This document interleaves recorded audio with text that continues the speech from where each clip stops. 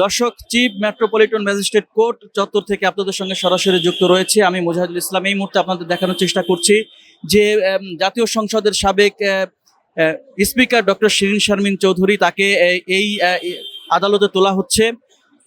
আপনাদেরকে জানিয়ে রাখি, গতকাল ভোর রাত 4:30টার দিকে ডিবি পুলিশ তাকে ধানমন্ডির একটি বাসা থেকে গ্রেপ্তার করে এবং তাকে গ্রেপ্তার করে আদালতে আদালতে আদালতে নেওয়া হয়। তাকে গ্রেপ্তার করে এই দুপুরে তাকে আদালতে নিয়ে আসা হয়েছে এবং আমরা আপনাদেরকে সরাসরি সেই এখানে সর্বশেষ পরিস্থিতি দেখানোর চেষ্টা করছি।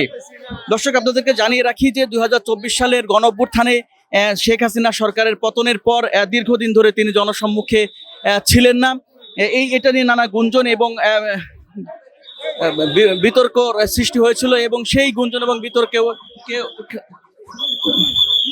শেষে তাকে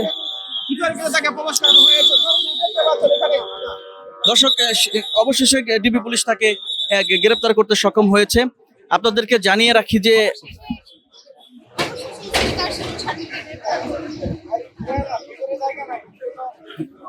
দর্শক, আপনাদেরকে দেখানোর চেষ্টা করছি যে জাতীয় সংসদের সাবেক স্পিকার ডক্টর শিরিন শারমিন চৌধুরীকে অবশেষে ঢাকা মেট্রোপলিটন কোর্টে হাজির করা হয়েছে। তাকে কিছুক্ষণের মধ্যেই আদালতে তোলা হবে।